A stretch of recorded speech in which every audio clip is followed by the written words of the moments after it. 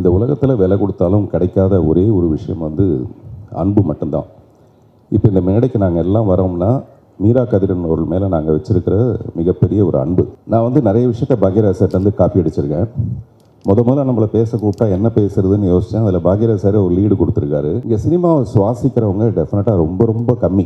அதில் ஒருத்தர் இயக்குனர் ராம். நான் மீரா கதிரவன் சொல்லுவேன்னு வச்சுங்களா. அவர் வந்து மிஸ்டர் ராம் வந்து ஒரு மாதம் 1.5 மாதத்துக்கு முன்னாடி எனக்கு ஒரு ஃபோன் பண்ணி, ஹபீபின்னு ஒரு படம் இருக்குது, நீங்கள் மிஸ் பண்ணவே கூடாது, அவசியம் பார்க்கணும். இந்த மாதிரி கொஞ்சம் கலைஞர்கள் இருக்காங்க. சில பேர் வந்து இந்த மாதிரி ஒரு நல்ல படத்தை பார்த்தோம்னா அந்த படத்தை கொண்டு எப்படியாவது சேர்க்கறதுக்கு நம்மளால் முடிஞ்ச ஒரு சின்ன உதவியாவது செய்ய முடியுமோ அப்படின்னா நம்ம எல்லாருமே அதில் முயற்சி பண்ணுவோம். மீரா கதிரவன் அந்த மாதிரி நல்ல படங்களை மட்டுமே எடுக்கிறதுங்கிறது அவருடைய தீவிரமான ஒரு முயற்சி. அதுக்காக நிறைய கடுமையான கஷ்டங்கள் இருக்கும். நேற்று கூட ஒரு லஞ்ச் மீட்டிங்கில் நான் பேசிகிட்டு இருக்கும்போது என்னோடய நண்பர் ஒருத்தர் என்ன பெருமையாக சொன்னார், இவருக்கு இந்த மாதிரி ஒரு வியாதி இருக்குது, வேறு மாதிரி ஏதாவது வித்தியாசமாக படங்கள் பண்ணணும்னு சொல்லி தான் இவர் மாட்டிக்கிட்டார்.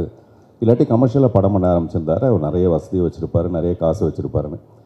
சில பேருக்கு வந்து என்ன தோணுதோ, அந்த நம்ம சினிமாவுக்கு வந்தது காசு சம்பாதிக்கிறதுக்கு, பணம் சம்பாதிக்கிறத மீறி இந்த கலையை கொண்டு வந்து அழகாக சேர்க்கறதுக்கான நம்மளால் முடிஞ்ச ஒரு சின்ன முயற்சி. அதை தொடர்ந்து மீரா கதிரவன் ரொம்ப அழகாக பண்ணிகிட்டு இருக்காரு தொடர்ந்து.